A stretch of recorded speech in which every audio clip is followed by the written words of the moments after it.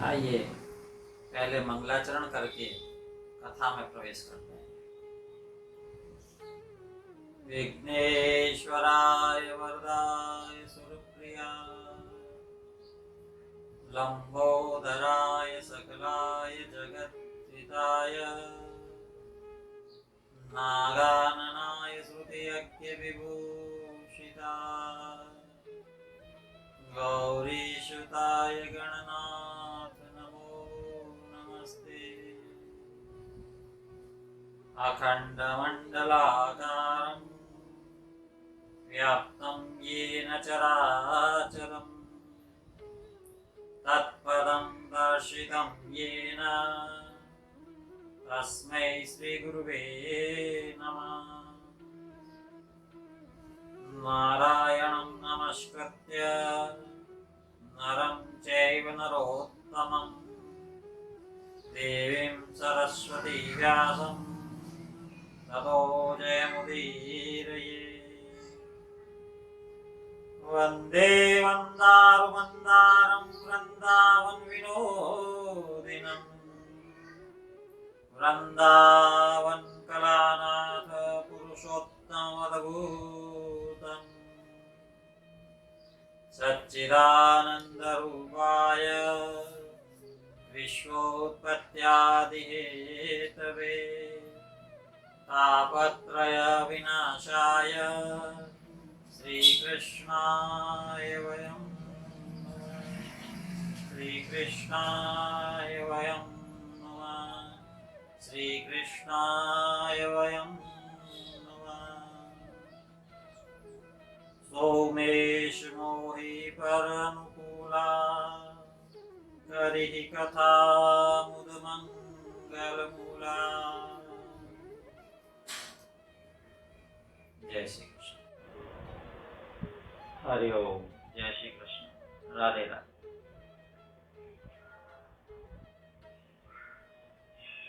कल कथा विराम के समय हमने देखा कि सुदेव ब्राह्मण ने लगभग 4000 वर्षों तक कठोर तपस्या की, उग्र तप किया। भगवान मुकुंद प्रसन्न हुए थे और गरुड़ पर बैठकर, गरुड़ पर सवार होकर उस उग्र तप के परिणाम स्वरूप उस सुदेव ब्राह्मण के पास वर देने के लिए उपस्थित भी हुए। सुदेव शर्मा वह ब्राह्मण साष्टांग दंडवत किया। उसने स्तुति करने लगा था, नमस्ते देव देवेश त्रैलोक्या भयद प्रभो सर्वेश्वर नमस्तेस्तु त्वामहं शरणं गतः। हे देव, हे मुकुंद, मैं आपकी शरण में हूँ। आप त्रैलोक्य को अभय प्रदान करने वाले प्रभु हैं। हे त्रैलोक्य को अभय प्रदान करने वाले देव, मैं आपको नमस्कार करता हूँ, मैं आपको प्रणाम करता हूँ और मैं आपकी शरण में।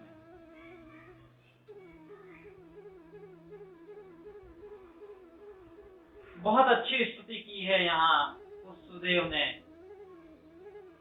हरि प्रसन्न हुए। हरि ने कहा, किमिच्छति महाप्राज्ञ तपोधन वरस्व में। हे ब्राह्मण, हे तपोधन, तप का धनी है वह ब्राह्मण, उसे तपोधन कहा गया।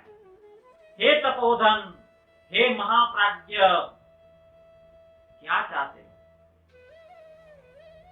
तुम्हें किसका अभाव है? किस चीज का अभाव है? तुम्हें क्या चाहिए? यहाँ सुदेव ने कहा, यदि प्रीतोसी हे नाथ दीनबंधो दयानिधे तत्पुत्रं देहि मे विष्णु पुराण पुरुषोत्तम। यदि आप मुझसे प्रसन्न हैं, यदि आप मेरे तप से प्रसन्न हैं, यदि आप मेरी तपस्या से बहुत खुश हैं, या आप मेरे इस उग्र तप को, इस कठोर तप को वर देने के अनुरूप जानते हैं, तो हे विष्णु, हे मुकुंद, कृपा करके मुझे सत्पुत्र प्रदान कीजिए, सुयोग्य पुत्र प्रदान कीजिए, क्योंकि गृहस्थ में, इस गृहस्थाश्रम में पुत्र के बिना मुझे मेरा जीवन निष्फल लगता है। संतान के बिना मेरा जीवन मुझे निष्फल प्रतीत होता है प्रभु। यहाँ भगवान ने कहा, विचार किया, उसके मस्तक की रेखाओं को पढ़ा और कहने लगे, अध्येयमपि ते सर्वं, अध्येयमपि ते सर्वं दास्ये पुत्रं विना द्विज, तव पुत्र सुखं वत्स त्रिधात्रा नैव निमित्तम्। हे द्विज, हे ब्राह्मण, हे तपोधन, पुत्र को छोड़कर कुछ भी मेरे लिए अदेय नहीं है। यानी मैं पुत्र के सिवा, पुत्र के अलावा तुम्हें कुछ भी देने में समर्थ हूं। मैं तुम्हें कुछ भी दे सकता हूं। पुत्र क्यों नहीं दे सकते? क्योंकि ब्रह्मा जी ने तुम्हारे लिए पुत्र सुख नहीं लिखा है। और हे सुदेव, अरे इस जन्म में तो क्या, मैं तुम्हारी मस्तक की रेखाओं को पढ़ के बता रहा हूं, विधाता ने तुम्हारे भाग्य में 7 जन्म तक पुत्र का सुख नहीं लिखा। बहुत निराश हुआ था। वज्र प्रहार के समान श्री हरि के मुख से इस प्रकार के वचनों को सुनकर सुदेव ब्राह्मण उस पृथ्वी पर वृक्ष, कटे हुए वृक्ष की भांति गिर गया। पत्नी गौतमी ने संभाला, पति को खूब समझाया और कहा, विधात्रा लिखितं भाले तल्लभेद सुखा सुखम किं करोति रमानाथ स्वकृत भुजते नर।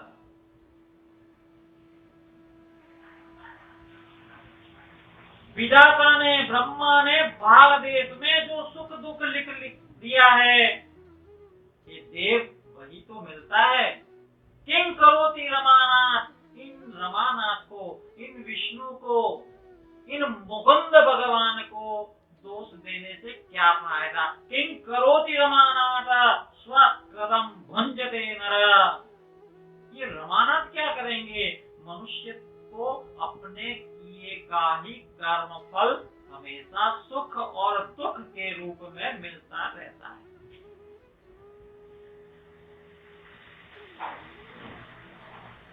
यहाँ उस गौतमी ने बहुत व्यंग्यात्मक शैली का उपयोग किया है और अपने पति से कह रही है कि अवाक्यस्य कृतोद्योगो मुमूर्षो रिव भेषजम्। हे देव, भाग्यहीन पुरुष चाहे कितना भी उद्यम कर ले,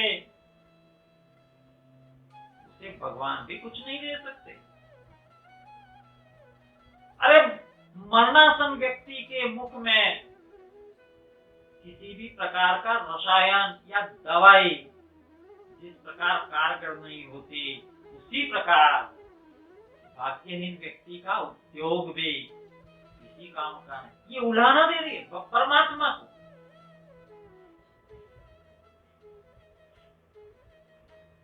जब इस प्रकार के वचन गरुड़ जी ने सुने थे, अब यहाँ सुदेव ब्राह्मण की, उस ब्राह्मण पत्नी की बात को सुनकर गरुड़ जी को ताव आने लगा, गरुड़ जी को गुस्सा सा आने लगा। गरुड़ जी ने कहा, हे देव, अपने स्वामी से कह रहे हैं गरुड़ जी, हे विष्णु, हे देव, आप सब कुछ करने में समर्थ है और मैं अब इसका दुख नहीं देख सकता। अरे अरे, आपने तो उस गज को बचाया है ना, उस सुदामा को वैभव दिया है, ऐश्वर्य दिया है, उसके बाल प्रदेश में भी कहीं कोई सुख वैभव ऐश्वर्य नहीं लिखा था। इसे पुत्र दीजिए। यहाँ गरुड़ जी के वचनों को सुनकर, गरुड़ जी की एक प्रकार से कहें सिफारिश को देखते हुए परमात्मा ने कहा कि गरुड़, इस ब्राह्मण के तप से मैं बहुत प्रसन्न हूँ और मैं तुम्हें ये अधिकार देता हूँ, तुम इस ब्राह्मण को पुत्र प्रदान करो।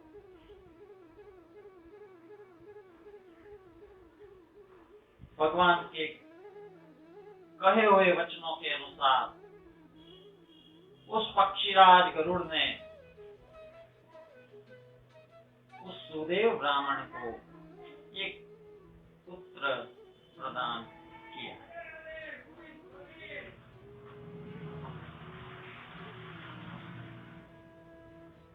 इस अध्याय की कथा यहीं विश्राम लेती है। आगे के अध्याय की कथा कल देखेंगे। सुदेव ब्राह्मण और पत्नी गौतमी उस पुत्र को पाकर कैसा अनुभव करते हैं, आगे की घटनाओं की कथा कल देखेंगे। श्री कृष्ण गोविंद हरे मुरारी, हे नाथ नारायण वासुदेवा। श्री कृष्ण गोविंद हरे मुरारी, हे नाथ नारायण वासुदेवा। श्री ब्रह्मावलीय पुराणे पुरुषोत्तम मास महात्म्ये दृढधन्वो व्याख्याने श्री नारायण नारद संवादे सुदेव वर प्रदानम नाम पंचदशोऽध्यायः।